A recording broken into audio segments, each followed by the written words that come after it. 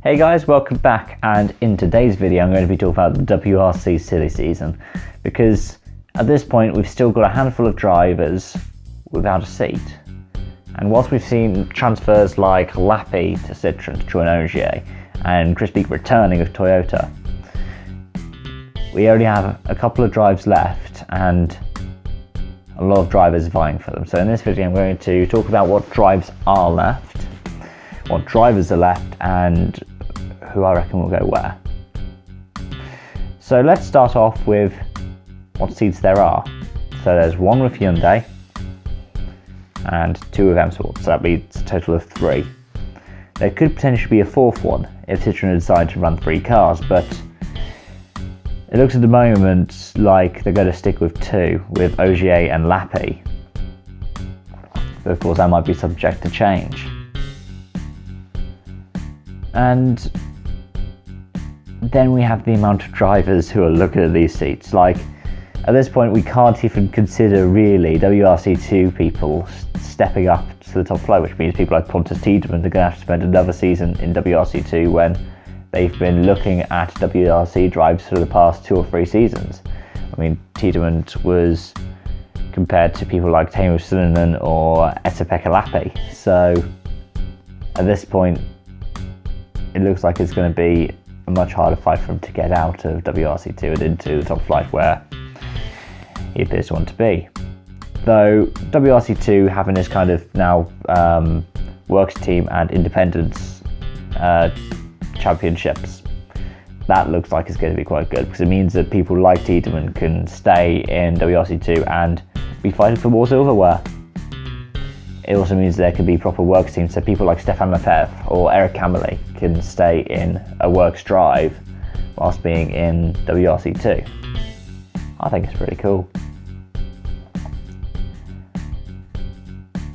Yeah, then if we talk about the amount of top flight drivers who are yet to be signed somewhere next season, you have the 2 Hyundais of Danny Sordo and Hayden Paddon, Alfyn Evans, and then you have 2 Citroëns, Craig Breen and Mats Osberg. That's 5 people going into potentially 3 seats. Could likely be 4. And of course, as an outsider, people are considering Seb Loeb might do a more extended calendar next season. This is following Peugeot's withdrawal for World RX, and largely because, well, they only do 1 year as a manufacturer, which I'm surprised by. But if Hansen were to have to scale back their operations, it would likely be that Timmy and Kevin kept their drives. Which would be a shame for Seb, being the only person apart from Johan Kristoffersson who so far this season has won a race in World RX. But it might mean that he could come back to rallying. We never know. Yeah, about who I think will go where. I'd be surprised if Hyundai didn't keep the same lineup as they did this season, with Mikkelsen and Neville being full-time drivers and then having Patton and Sordo sharing the 3rd car. It's meant that both of them have been able to specialise for the events that they're doing. And it's meant that they've been able to achieve some pretty good results as well. Sordo's fighting quite high up at the moment in Spain, and Patton's managed to get podiums this season for pushing the car and being able to do so much testing outside of it. And on top of that, they've been able to expand into other activities outside of WRC. Patton's been doing a lot of competing back in New Zealand, for example, and Sordo's been able to do some work in Spain, but also being able to compete at events like the ERC in Czech-Zin.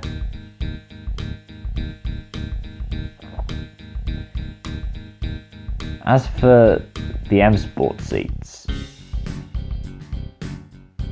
that's a bit tougher, because I reckon Evans will stay. I'd be surprised if he got dropped, because he's been a brilliant driver this season for the team. He's managed to pick up good points where needed, and if called upon, was able to move out the way for Ogier to contend for the title. So I'd be surprised if they chose to drop him.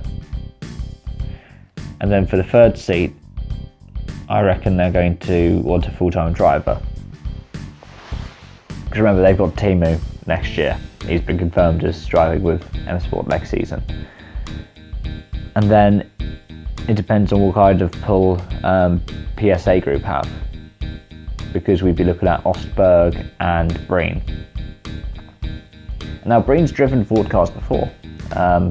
Most notably, like in the SWRC and JWRC. I think it was called the Academy at that point.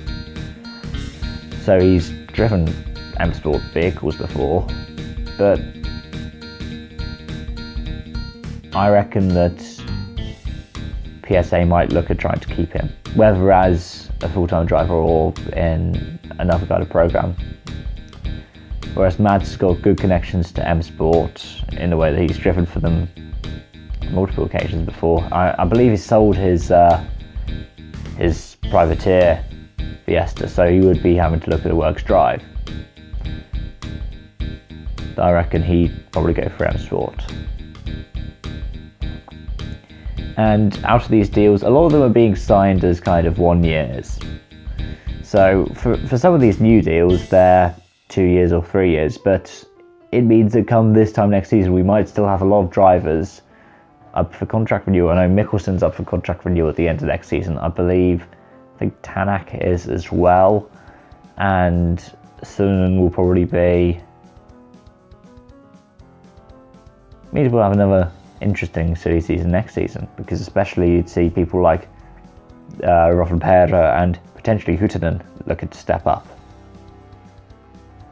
Now this is where I think we need a fifth manufacturer, and I'd love it to be Skoda. Skoda are doing a lot of investment right now into infrastructure. They're saying it's largely to develop the R5 though. But if we had 15 cars competing for 10 points places in every event, that would be wonderful.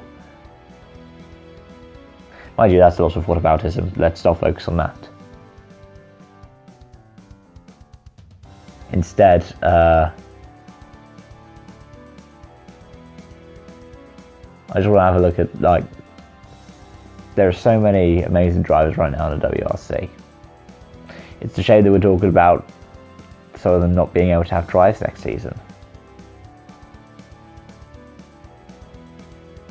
But what's interesting is, and Hyundai have made this work, haven't seen any other team properly being able to make this work.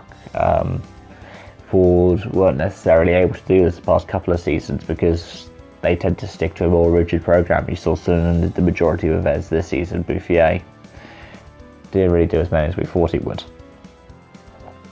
Hyundai have managed to do a model that Peugeot were able to do quite successfully about 15 or so years ago, just over 15 years ago now, where they'd have